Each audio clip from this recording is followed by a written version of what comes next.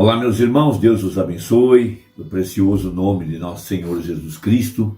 Para mim é um grande prazer, uma grande honra quando chega esta hora, para que a gente possa ter essa nossa conversa. Eu quero continuar a meditar hoje no livro de Juízes, capítulo 6, especialmente na vida de Gideão, porque considero que há um paralelo para os nossos dias, especialmente os dias que sucedem ao dia do profeta de Malaquias 4. Nós temos um paralelo preciso, quando Israel havia se desviado dos caminhos do Senhor e trouxeram para dentro da nação doutrinas falsas e começaram a brincar de igreja. Então Deus se obrigou a entregá-los nas mãos do inimigo por 7 anos. E havia 3 poderes que atacavam a nação. E eles vinham para roubar todo o alimento. Com isso Israel começou a se enfraquecer, começaram a empobrecer, crise econômica, crise financeira, até o dia em que eles puderam dar um pare nisso tudo e começaram a clamar ao Senhor. Então Deus lhes envia um profeta depois dos 7 anos, e esse profeta prega a mensagem levando eles ao êxodo, veja, aos dias de Moisés, porque eles tinham as escrituras de Moisés, e eles então conheciam a história bíblica de como Deus libertou Israel do Egito, como Deus os alimentou por 40 anos, e como Deus lhes deu a Canaã por herança, e como que Deus expulsou todos os inimigos que eram contra Israel. Então, Deus vem, através de um profeta, para trazer o povo de volta à fé original. Veja, e o paganismo tinha entrado dentro da nação. Agora, Deus, ele trata conosco como indivíduos. Veja, a exemplo de Jacó e Rebeca, veja, que tiveram 2 filhos, Jacó e Esaú. Um deles era um homem espiritual, o outro um homem carnal. E Deus trata individualmente com cada um de nós. E logo após a mensagem do profeta, então Deus aparece em carne humana para Gideão, revelando-se para ele. Isso é o que a gente chama de a terceira etapa, é a revelação pessoal de Jesus Cristo nesse tempo em que nós estamos vivendo. O grande mistério do 7º selo, os misteriosos 7 trovões vieram revelar, veja, a encarnação da palavra, Jesus Cristo como sendo o mesmo ontem, hoje, eternamente, através do seu corpo, que é a igreja. Então Deus vem a Gideão, veja, e o profeta o chamou de um homem escriturístico, porque ele queria um Deus escriturístico com sinais escriturísticos, porque ele tinha ouvido a mensagem do profeta, e ele então conhecia aquele Deus, com aqueles sinais. Então Deus veio a ele e o chamou de homem valoroso. Ele disse ao profeta que a razão pela qual ele foi chamado de um homem valoroso era porque ele era um homem escriturístico. Veja, então logo após a saída do profeta, é esse o tipo de homem a quem Deus vem hoje. Veja, pessoas que têm a palavra como preeminência, esses que conhecem a palavra e sabem que Deus vive na palavra, estão dispostos a seguir o assim diz o Senhor, que está revelado através da mensagem. Então Deus se revelou a ele em carne humana para que ele pudesse saber que o que seguia após essa revelação era a mensagem. Então ali estava um homem que Deus estava comissionando. Veja, Deus disse a ele, não te enviei eu, depois Deus acrescenta, eu hei de ser contigo. Então ele faz uma oferenda, ele oferece um animal em sacrifício, pães asmos e traz ao anjo e põe sobre uma penha. Veja, logo o anjo tocou com o cajado sobre aquele sacrifício e saiu fogo da penha e consumiu o sacrifício. Logo Deus exige dele obediência, e Deus ordena que ele então derrube o altar do seu pai, mate o 2º boi de 7 anos, num tipo perfeito da 2ª cavalgada de Apocalipse 10, verso 8, onde diz, e tornou o anjo a falar comigo. Veja, agora o anjo ordena, João, vá até, ele toma o livro e come o livro. Então João foi, tomou o livro, comeu, era doce na boca e amargo no ventre. Logo o anjo diz, agora reprofetiza, prega de novo a mesma mensagem, aquilo que está no livro. E essa é a nossa comissão. Veja, é a esse tipo de homem escriturístico que Deus vem hoje. Esses que estão continuando a mensagem que já foi pregada.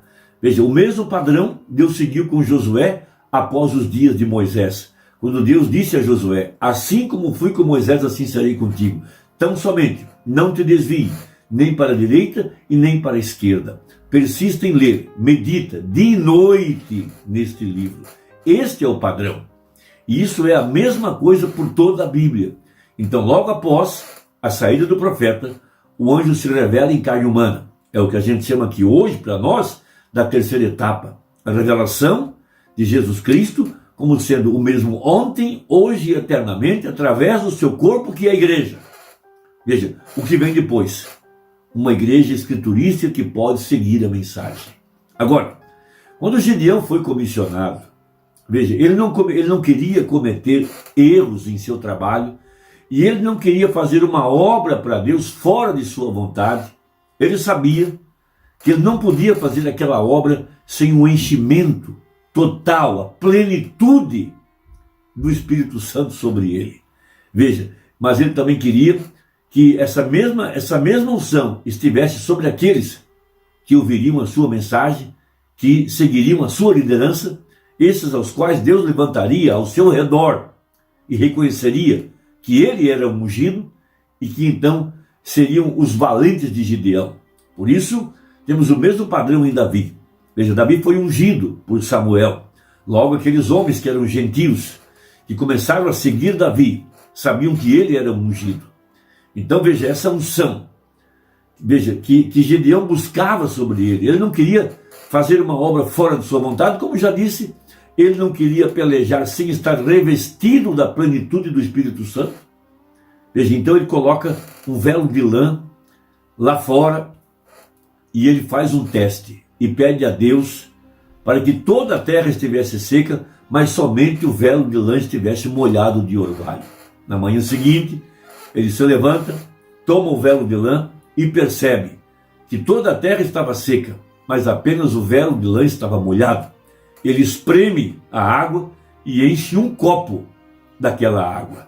Veja, ele pôde entender com isso que Deus estava preenchendo ele com a totalidade do Espírito Santo. Veja, é o mesmo que nós estamos buscando nesse tempo, a plenitude do Espírito Santo, porque esta é a promessa de uma igreja cheia, completa, plena, veja, edificada na estatura de um varão perfeito, porque, referindo-se aos mortos das 7 eras, eles sem nós não serão aperfeiçoados. Logo ele pede mais uma prova: Senhor, agora eu peço que o novelo de lã esteja seco e toda a terra molhada. No dia seguinte, Deus confirmou para ele o que ele estava pedindo, porque ele precisava saber exatamente que primeiro era um homem ungido e depois um povo ungido. Veja, isso se refere às 2 chuvas de Joel capítulo 2 que viriam sobre a igreja. Uma chuva no plantio, sobre o semeador, sobre o anjo de Malaquias 4. Veja, logo após a sua saída, depois que a mensagem tivesse sido pregada, uma chuva então sobre a igreja para receber a palavra que foi pregada pelo profeta. Então, ele tinha agora a confirmação de que Deus o havia confirmado e Deus o tinha enchido com o Espírito Santo. Por isso o profeta chamou ele de um homem escriturístico. O que ele sabia? Que escritura estava no coração dele?